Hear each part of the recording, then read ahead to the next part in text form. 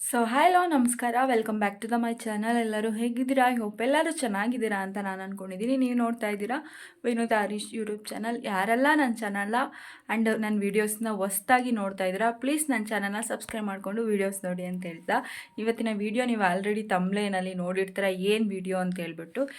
ನನ್ನ ಮಗನಿಗೆ ಕಿವಿ ಚುಚ್ಚಿಸ್ಕೊಬಂದ್ವಿ, ಒಂದಷ್ಟು ವೀಡಿಯೋಸ್ನ ನಾನು ಕ್ಯಾಪ್ಚರ್ ಮಾಡ್ಕೊಂಡು ಬಂದಿದ್ದೀನಿ. ಅದನ್ನು ಅಟ್ಯಾಚ್ ಮಾಡ್ತಾ ಬರ್ತೀನಿ ಇವಾಗ, ಓಕೆನಾ? ಅದನ್ನೆಲ್ಲ ನೋಡ್ಕೊಂಡು ಬನ್ನಿ. ಅದ್ರ ಬಗ್ಗೆ ನಾನು ನಿಮಗೆ ಡೀಟೇಲ್ಸ್ನ ಹೇಳ್ತೀನಿ, ಓಕೆನಾ? ನೀವು ಇವಾಗ ನೋಡ್ತಾ ಇದ್ದೀರಲ್ವ, ಇದನ್ನೇ ನನ್ನ ಮಗುಗೆ ಚುಚ್ಚಿಸೋಣ ಅಂತ ನಮ್ಮ ಅಮ್ಮ ತಂದಿರೋದು ಸೆಲೆಕ್ಟ್ ಮಾಡಿ. ನಾನು ಆ್ಯಕ್ಚುಲಿ ಬಾಲ್ ಕಟ್ ಬರುತ್ತಲ್ವ, ಇದರಲ್ಲಿ ಡಿಸೈನ್ ಪ್ರಿಂಟ್ ಬರುತ್ತಲ್ವ, ಅದನ್ನು ತೊಗೊಂಡು ಬಾರಮ್ಮ ಅಂತ ಹೇಳಿದ್ದೆ.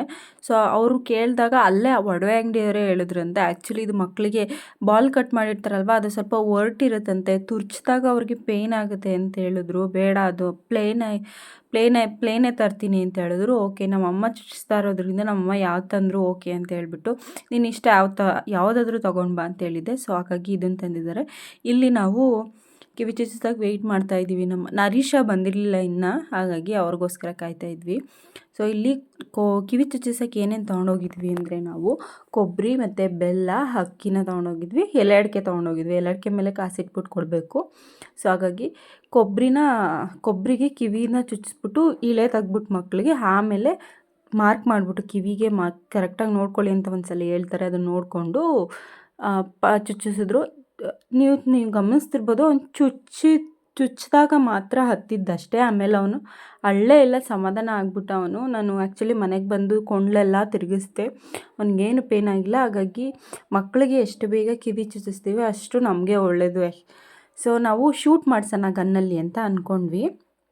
ಶೂಟ್ ಮಾಡಾದ್ಮೇಲೆ ಅವ್ರದ್ದೇ ಶೂಟ್ ಮಾಡಿ ರಿಂಗ್ ಥರ ಬರುತ್ತೆ, ಇದು ಏನದು ತಿರುಗಿಸೋ ಥರ ಬರುತ್ತಲ್ಲ ತಿರುಪ, ಅದನ್ನ ಇಟ್ಟು ಮತ್ತೆ ತೆಗೆದು ಕೊಂಡ್ಲು ನುಲಿಬೇಕು. ಎರಡೆರಡು ಕೆಲಸ, ಮಕ್ಳಿಗೆ ಇನ್ನೂ ನೋವಾಗುತ್ತೆ ಅಂತ ಹೇಳ್ಬಿಟ್ಟು ಶೂಟ್ ಮಾಡಿಸೋದು ಬೇಡ, ಚುಚ್ಚಿಸೇ ಬಿಡೋಣ, ಕೊಂಡ್ಲಲ್ಲಿ ಒಂದೇ ಸಲ ಚುಚ್ಚಿ ಹಂಗೆ ನುಲ್ದು ಬಿಡ್ತಾರೆ ಅಂತ ಹೇಳ್ಬಿಟ್ಟು ಇದು ಮಾಡಿದ್ರು.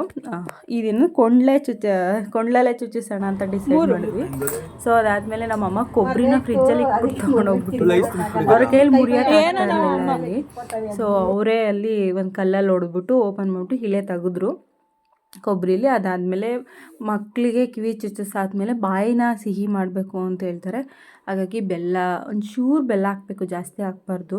ನಮ್ಮಮ್ಮ ನೀವಾಕಿ ಅಂತ, ಅವರು ನೀವಾಕಿ ಅಂತ. ಅದಕ್ಕೆ ಹಂಗೆ ನಮ್ಮಮ್ಮಗೆ ನಾನೇ ಹೇಳಿದೆ, ನೀನೇ ಹಾಕೋ ಪರವಾಗಿಲ್ಲ ಅಂತ ಹೇಳ್ಬಿಟ್ಟು. ನಮ್ಮಮ್ಮನೇ ಬಾಯಿಗೆ ಸ್ವಲ್ಪ ಬೆಲ್ಲ ಹಾಕ್ತು, ಜಾಸ್ತಿ ಹಾಕ್ಬಾರ್ದು ಮಕ್ಕಳಿಗೆ. ಇನ್ನು 6 ತಿಂಗಳು ಪ್ಲಸ್ ಆದಮೇಲೆ ಎಲ್ಲನೂ ಕೊಡ್ಬೋದು. ಸೊ ಅವ್ರನ್ನ ನೋಡ್ಕೊಂಡು ನಗ್ತಾ ಇದ್ದ, ಹಾಗಾಗಿ ಅವರು ಆಟ ಆಡಿಸ್ತಾಯಿದ್ರು. ಏನೋ ಹಿಂಗೆ ಕಂಡುಬಿಡ್ತಾ ಇದೆಯಾ, ಕಿವಿ ನೋಯ್ತಾ ಇಲ್ವಾ ನಿನಗೆ ಅಂತ ಹೇಳ್ಕೊಂಡು. ಅವರಿಗೆ ಆಶ್ಚರ್ಯ, ಏನು ಇಷ್ಟೇನು ಅಳೋದು ಅಂತ. ಆದರೂ ನನ್ನ ಮಗ ಸ್ವಲ್ಪ ಹೊರಟು ಜಾಸ್ತಿ ಇದ್ದಾನೆ. ಅವ್ನು ಜಾಸ್ತಿ ಏನದಕ್ಕೂ ರಿಯಾಕ್ಟ್ ಮಾಡಲ್ಲ, ನೋವನ್ನ ತಡ್ಕೊತಾನೆ. ನಾನು ಎಷ್ಟೊಂದು ಸಲ ಗಮನಿಸಿದ್ದೀನಿ, ಇಂಜೆಕ್ಷನ್ ಕೊಡ್ಬೇಕಾದ್ರೂ ಅಷ್ಟೇ, ಅವ್ನು ಇಂಜೆಕ್ಷನ್ ಕೊಟ್ಟಿದ್ದ ಟೈಮ್ ಮಾತ್ರ ಅಳೋದು, ಆಮೇಲೆ ಸುಮ್ಮನೆ ಆಗೋಯ್ತಾನೆ. ಸೊ ಇದಾಗಿತ್ತು. ನಾನು ಆ್ಯಕ್ಚುಲಿ ನಮ್ಮ ಮಗನಿಗೆ ಕೊಂಡ್ಲನ್ನ ದೊಡ್ಡದಾಗೆ ನುಲ್ಸಿದ್ದೀವಿ, ಯಾಕಂದರೆ ಬೆಳೆಯೋ ಮಕ್ಕಳಲ್ವ, ಆಮೇಲೆ ಬೆಳ್ತಾ ಸರಿ ಹೋಗುತ್ತೆ ಅಂತ ಹೇಳ್ಬಿಟ್ಟು ಕೊಂಡ್ಲನ್ನ ನಾವು ದೊಡ್ಡದಾಗೆ ನುಲ್ಸಿದ್ದೀವಿ. ನೋಡ್ಕೊಂಡು ಬಂದ್ರಿ ಅಲ್ವಾ ನನ್ನ ಮಗ ಯಾವ ಥರ ರಿಯಾಕ್ಟ್ ಮಾಡ್ತಾಯಿದ್ದ ಕಿವಿ ಚುಚ್ಚಿಸ್ಬೇಕಾದ್ರೆ ಅಂತ ಹೇಳ್ಬಿಟ್ಟು. ಸೊ ಆ ರಿಂಗ್ ಬಗ್ಗೆ ಹೇಳೋದಾದರೆ, ಅದು ಆ ರಿಂಗು ಕೊಂಡ್ಲು ನುಲ್ಸ್ತಾರೆ ಅಂತ ಹೇಳ್ತಾರಲ್ವ, ಅದು ಕೊಂಡ್ಲು ನಾವು ನುಲ್ಸಿದ್ದು. ಯಾಕಂತಂದರೆ ಸ್ಟಂಟ್ಸ್ ನಾನು ಇಡ್ಸೋಣ ಅಂತ ನಾನು ನಮ್ಮಮ್ಮಂಗೆ ಹೇಳಿದೆ, ನಮ್ಮಮ್ಮಂಗೆ ಮತ್ತು ಹರೀಶಂಗೆ ಇಬ್ರಿಗೂ ಹೇಳಿದೆ. ಹರೀಶ ಹೇಳ್ದೆ, ಬೇಡ, ಇನ್ನೊಂದು ಗಂಡು ಪಾಪು ಅಲ್ವಾ, ಇನ್ನೊಂದು 1 ವರ್ಷ 2 ವರ್ಷ ರಿಂಗ್ ಹಾಕ್ಕೊತಾರೆ, ಆಮೇಲೆ ಸ್ಟಡ್ಸೇ ತಾನೇ ಹಾಕ್ಸೋದು. ಈಗ ನಮ್ಮ ಖುಷಿಗಾದ್ರೂ ರಿಂಗ್ ಹಾಕ್ಸೋಣ, ಚೆನ್ನಾಗಿ ಕಾಣಿಸ್ತಾನೆ ಅಂತ ಹೇಳ್ಬಿಟ್ಟು ರಿಂಗ್ ಹಾಕ್ಸಿದ್ರು. ಸ್ಟಡ್ ಬೇಡ, ಆಮೇಲೆ 1 ವರ್ಷ 2 ವರ್ಷ ಆದಮೇಲೆ ಬೆಚ್ಚಿಸ್ಬಿಟ್ಟು ಆಮೇಲೆ ಇದೇ ಹಾಕೋಣ, ಸ್ಟಡ್ಸೇ ಹಾಕೋಣ ಅಂತ ಹೇಳ್ಬಿಟ್ಟು. ಸೊ ಹಾಗಾಯಿತು, ನಾನು ಇನ್ನೇನು ಮಾಡೋಕ್ಕಾಗುತ್ತೆ, ಅವ್ರ ಒಪಿನಿಯನು ಕೇಳಲೇಬೇಕಾಗುತ್ತಲ್ವ. ಸೊ ಹಾಗಾಗಿ ಕೊಂಡ್ಲೇ ನುಲ್ಸೋಣ ಅಂತ ಹೇಳ್ಬಿಟ್ಟು ಡಿಸೈಡ್ ಆದೆ. ಸೊ ಆ ರಿಂಗ್ ಬಗ್ಗೆ ಹೇಳೋದಾದರೆ, ಅದು 1 ಗ್ರಾಮು 200 ಮಿಲಿ ಇದೆ.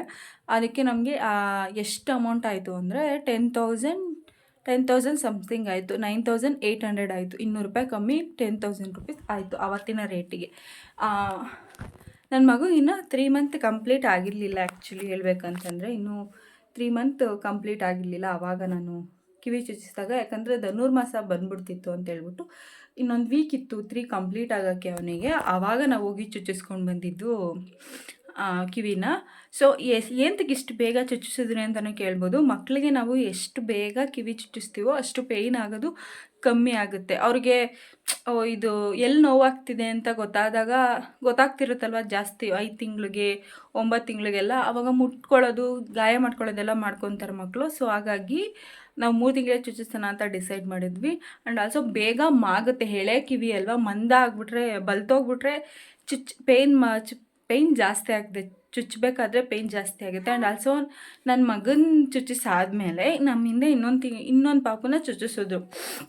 9 ತಿಂಗಳು ಪಾಪು ಅದು. ಆ್ಯಕ್ಚುಲಿ ಅವನು ಎಷ್ಟು ಹತ್ತದ ಅಂತಂದರೆ ಆ ಕಿವಿನ ಎಳೆದು ಅವನೇ ನೋವು ಮಾಡ್ಕೊಂಡು ಅವನೇ ಹೇಳ್ತಿದ್ದ. ಯಾಕಂದರೆ ನಾವು ಅಲ್ಲೇ ಒಂದು 1/2 hour ಇದ್ವಿ, ಒಡವೆ ಅಂಗಡಿಲೇ 1/2 hour ಇದ್ವಿ. ಬೇರೆ ಏನೋ ತೊಗೊಳೋದಿತ್ತು ನಮಗೆ. ಆ್ಯಕ್ಚುಲಿ ಅಲ್ಲೇ ನೋಡಿಕೊಂಡು 1/2 hour ಇದ್ವಿ. ಸೊ ಚುಚ್ಚಿ 1 hour ಆದ್ರೂ ಇನ್ನೂ ಅಳ್ತಾನೇ ಇದ್ದ. ಅದನ್ನು ಹಿಂಗೆ ಎಳಿತಾನೆ ಅಳ್ತಾ ಇದ್ದ. ಸೊ ಹಾಗಾಗಿ ನನ್ನ ಮಗ ಹೇಳ್ಬೇಕಂತಂದರೆ ಅವಾಗ ಚುಚ್ಚಿದ್ರಲ್ಲ, ಅವಾಗ ಮಾತ್ರ ಅವ್ನು ಹತ್ತಿದ್ದು. ಮನೆಗೆ ಕರ್ಕೊಬಂದು ಅವ್ನು ಮಲಗಿಸಿ ಒಂದು 3-4 days ಆದ್ರೂ ಅವ್ನು ಅದ್ರ ಬಗ್ಗೆ ತಲೆನೇ ಕೆಡಿಸ್ಕೊಳ್ಳಿಲ್ಲ. ಆಮೇಲೆ ಏಂತಕ್ಕೆ ಅಂತ ಹೇಳಿದ್ರೆ ಅವನಿಗೆ ಪೇನ್ ಗೊತ್ತಾಗ್ತಿರ್ಲಿಲ್ಲ. ಎಳೆ ಕಿವಿ ಅಲ್ವಾ, ಚುಚ್ಚಬೇಕಾದ್ರೆ ಮಾತ್ರ ಅವನಿಗೆ ಗೊತ್ತಾಗಿದ್ದ ಅಷ್ಟೇ. ಆಮೇಲೆ ಪೇನ್ ಆಗಿಲ್ಲ ಅನಿಸುತ್ತೆ ಅವನಿಗೆ. ಆಗಿದ್ದರೆ ಅಳ್ತಿದ್ದ. ಅಳ್ಳಿಲ್ಲ ಮಾತ್ರ ಅವನು. ಚುಚ್ಚಿಸಿದ ಟೈಮಲ್ಲಿ ಮಾತ್ರ ಹತ್ತಿದ್ದು. ಆಮೇಲೆ ಮನೆಗೆ ಕರ್ಕೊಬಂದಾದ್ಮೇಲೆ ನೀವು ಕೊಂಡ್ಲನ್ನ ತಿರುಗಿಸ್ಬೇಕಾಗುತ್ತೆ, ಇಲ್ಲ ಅಂತಂದರೆ ಕಚ್ಕೊಬಿಡುತ್ತೆ. ಸ್ವಲ್ಪ ಬ್ಲಡ್ ಬಂದಿರುತ್ತಲ್ವ, ಸೊ ಹಾಗಾಗಿ ತಿರುಗಿಸ್ಬೇಕಾಗುತ್ತೆ, ಇಲ್ಲಾಂದರೆ ಕಚ್ಕೊಂಡ್ಬಿಡುತ್ತೆ ರಿಂಗು. ತಿರುಗಿಸ್ಬೇಕಾದ್ರೂ ನಾನು ಫೀಡ್ ಮಾಡ್ಕೊಂಡು ತಿರುಗಿಸ್ತಾ ಇದ್ದೆ. ಅವ್ನು ತಿರುಗಿಸ್ಬೇಕಾದ್ರೂ ಅವನೇನು ಜಾಸ್ತಿ ರಿಯಾಕ್ಟೇ ಮಾಡಲಿಲ್ಲ. ಬೇಗ ಹೀಲ್ ಆಯಿತು ಅವನಿಗೆ. ಹಾಗಾಗಿ 3 ತಿಂಗಳಿಗೆ ಚುಚ್ಚಿಸ್ಬಿಡೋಣ ಅಂತ ಹೇಳ್ಬಿಟ್ಟು ಚುಚ್ಚಿಸಿದ್ವಿ. ಇಷ್ಟು ನನ್ನ ಮಗಂದು ಕಿವಿ ಚುಚ್ಚಿಸೋ ಪ್ರೋಸೆಸ್. ಓಕೆನಾ? ಸೊ ಇನ್ನೊಂದು ಏನಂತ ಹೇಳಿದ್ರೆ ಗೈಸ್, ತುಂಬ ದಿನ ಆಗಿತ್ತು. ಆ್ಯಕ್ಚುಲಿ 1 month ಆಗಿತ್ತು. ನನಗೆ ಬ್ಯಾಕ್ ಪೇನ್ ಜಾಸ್ತಿ ಬರ್ತಾಯಿತ್ತು. ಹಾಗಾಗಿ ನಾನು ವೀಡಿಯೋಸ್ ಮಾಡಿರಲಿಲ್ಲ. ನನ್ನ ಮಗನದು 2 month ಫೋಟೋಶೂಟ್ ವೀಡಿಯೋ ಬಿಟ್ಟರೆ ನಾನು ಬೇರೆ ವೀಡಿಯೋನೇ ಹಾಕಿರಲಿಲ್ಲ. ಸೊ ಅದು ನೋಡಿಕೊಂಡು ಒಂದು 3 ಜನ ನನಗೆ ಇನ್ಸ್ಟಾಗ್ರಾಮಲ್ಲಿ DM ಮಾಡಿದೆ, ಯಾಕೆ ವಿನುತಾ ವೀಡಿಯೋಸ್ನ ಹಾಕ್ತಾಯಿಲ್ಲ ನೀವು ಅಂತೇಳ್ಬಿಟ್ಟು. ನನಗೆ ಹೌದಾ, ನನ್ನ ವೀಡಿಯೋಸು ಯಾರಾದರೂ ಕಾಯ್ತಿದ್ದಾರೆ ಅಂತ ನನಗೆ ಕಾಯ್ತಿರ್ತಾರೆ ಅಂತ ನನಗೆ ಆವಾಗಲೇ ಗೊತ್ತಾಗಿದ್ದು. ಸೊ ಹಾಗಾಗಿ ಕ್ಯಾಪ್ಚರ್ ಮಾಡಿ ಇಟ್ಕೊಂಡಿದ್ದೆ. ವೀಡಿಯೋಸ್ನೆಲ್ಲನೂ ಕ್ಯಾಪ್ಚರ್ ಮಾಡಿಕೊಂಡಿದ್ದೆ. ಎಡಿಟ್ ಮಾಡೋಕ್ಕೆ ನನಗೆ ಆಗ್ತಿರ್ಲಿಲ್ಲ. ಸೊ ಹಂಗೆ ಇಟ್ಬಿಟ್ಟಿದ್ದೆ. ಮೊನ್ನೆ ನನಗೆ ಮೆಸೇಜ್ ಬಂತು, ಯಾಕೆ ವೀಡಿಯೋಸ್ ಹಾಕ್ತಾಯಿಲ್ಲ ನೀವು, ಏನಾಯಿತು, ಪಾಪು ಚೆನ್ನಾಗಿದ್ದಾನ ಅಂತ ಹೇಳ್ಬಿಟ್ಟು ಮೆಸೇಜ್ ಮಾಡಿದರು ಇನ್ಸ್ಟಾಗ್ರಾಮಲ್ಲಿ. ಸೊ ನನಗೆ ಅದನ್ನು ನೋಡಾದ್ಮೇಲೆ ನನ್ನ ವೀಡಿಯೋಸ್ಗೂ ವೆಯ್ಟ್ ಮಾಡ್ತಿರ್ತಾರೆ ಅಂತ ಹೇಳ್ಬಿಟ್ಟು ನನಗೆ ಸಿಕ್ಕಾಪಟ್ಟೆ ಖುಷಿ ಆಯಿತು. ನೆಕ್ಸ್ಟ್ ಲೆವೆಲ್ ಖುಷಿ ಆಯಿತು. ನೀವು ಏನು ಹಿಂಗೆ ಮಾತಾಡ್ತಿದ್ದಾಳೆ ಅಂತ ಅನ್ಕೋಬೇಡಿ. ಯಾರೋ ಒಬ್ಬರು ಗೊತ್ತಿಲ್ಲದವ್ರವರು ನನ್ನ ವೀಡಿಯೋಸ್ಗೋಸ್ಕರ ಕಾಯ್ತಿದ್ದಾರೆ ಅಂತ ನನಗೆ ಗೊತ್ತಾದ್ಮೇಲೆ ಸಿಕ್ಕಾಪಟ್ಟೆ ಖುಷಿ ಆಯಿತು. ಸೊ ಹಾಗಾಗಿ ನಾನು ಲೇಟ್ ಮಾಡೋದು ಬೇಡ, ವೀಡಿಯೋಸ್ನ ಹಾಕ್ಬಿಡೋಣ ಅಂತೇಳ್ಬಿಟ್ಟು ಇವತ್ತು ಫ್ರೀ ಮಾಡಿಕೊಂಡು ಕೂತ್ಕೊಂಡು ಎಡಿಟ್ ಮಾಡಿಬಿಟ್ಟು ಹಾಕೋಣ ಅಂತ ಹೇಳ್ಬಿಟ್ಟು ಈ ವಿಡಿಯೋನ ಮಾಡ್ತಾಯಿದ್ದೀನಿ. ಆ್ಯಂಡ್ ನನ್ನ ವೀಡಿಯೋಸ್ಗೋಸ್ಕರ ಯಾರು ವೆಯ್ಟ್ ಮಾಡ್ತಿದ್ದೀರಾ, ಸಾರಿ ಲೇಟಾಗಿ ವೀಡಿಯೋಸ್ನ ಹಾಕಿರೋದಕ್ಕೆ. ಸೊ ಇನ್ನೂ ಕಂಟೆಂಟ್ ವೀಡಿಯೋಸ್ನ ಮಾಡೋಕ್ಕೆ ಟ್ರೈ ಮಾಡ್ತೀನಿ. ನನಗೆ ಆಲ್ಮೋಸ್ಟು ಎಷ್ಟು ಕಂಟೆಂಟ್ ತಲೆಯಲ್ಲಿ ಹೊಡಿತೈತೆ ಅಂತ ಮಾಡೋಣ ಅಂದ್ಕೊಂಡು ಟೈಮೇ ಸಿಗ್ತಾಯಿಲ್ಲ. ಅದು ನ್ಯೂ ಬಾರ್ನ್ ಎಸೆನ್ಷಿಯಲ್ ವೀಡಿಯೋಸ್ ನಾನು ಎಲ್ಲ ಅರೇಂಜ್ ಮಾಡ್ತಾ ಇರ್ತೀನಿ. ನಮ್ಮಮ್ಮ ಒಂದಲ್ಲ ಒಂದು ತೊಗೊಂಡೋಗಿ ಒಗೆಯೋಕ್ಕಾಗ್ತಿರುತ್ತೆ. ನನಗೆ ಅದನ್ನು ಎಕ್ಸ್ಪ್ಲೇನ್ ಮಾಡೋಕ್ಕೆ ಇರಲ್ಲ ಆ ವಸ್ತು. ಸೊ ಹಾಗಾಗಿ ಹಂಗೆ ಆಗ್ತಾಯಿದೆ. ಸೊ ನೋಡೋಣ, ನೆಕ್ಸ್ಟ್ ವೀಡಿಯೋ ಅದನ್ನೇ ಮಾಡ್ತೀನಿ, new Born essential video. So keep support ಮಾಡಿ, ಹೀಗೆ ವೀಡಿಯೋಸ್ನ ನೋಡಿ. ಆಲ್ಮೋಸ್ಟ್ ನನಗೆ ವಾಚ್ ಅವರ್ ನಾನು ಅಂದ್ಕೊಂಡಿರಲಿಲ್ಲ ವಾಚ್ ಅವರ್ ಇಷ್ಟು ಬೇಗ ಕಂಪ್ಲೀಟ್ ಆಗ್ತಾ ಬರುತ್ತೆ ನಂದು ಅಂತ. ಆಲ್ಮೋಸ್ಟ್ 3/4% ವಾಚ್ ಅವರ್ನ ಕಂಪ್ಲೀಟ್ ಮಾಡಿಕೊಟ್ಟಿದ್ದೀರಾ. Thank you so much. Subscriber ಒಂದು ಬ್ಯಾಲೆನ್ಸ್ ಇದೆ, ನೋಡೋಣ, ಅದು ಒಂದು ದಿನ ಆಗಲೇಬೇಕಲ್ವ, ಆಗುತ್ತೆ. ಸೊ ಅದಕ್ಕೋಸ್ಕರ ನಾನು ಸ್ಟ್ರಗಲ್ ಪಡೋಣ. ಥ್ಯಾಂಕ್ ಯು ಸೋ ಮಚ್ ನನ್ನ ವೀಡಿಯೋಸ್ಗೋಸ್ಕರ ಕಾಯ್ತಾ ಇರೋದಕ್ಕೆ.